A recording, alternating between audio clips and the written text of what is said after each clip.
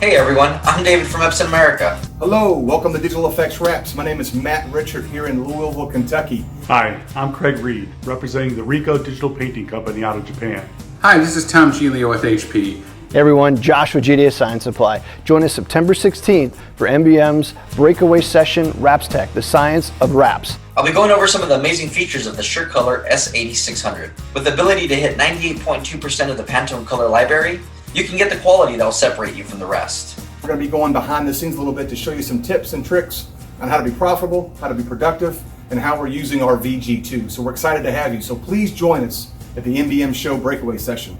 My session is about direct-to-surface inkjet painting technology as an alternative to the traditional vinyl wrap process for decorating large commercial vehicles. We'll look at many of the new ways print service providers are supporting customers in the pandemic area. Look forward to having you join us. I look forward to interacting with you via chat in our virtual trade show. See you then. Don't forget to visit our booth after the class. See you there. Please join us at the NBM Show Breakaway session. We can't wait to see you guys.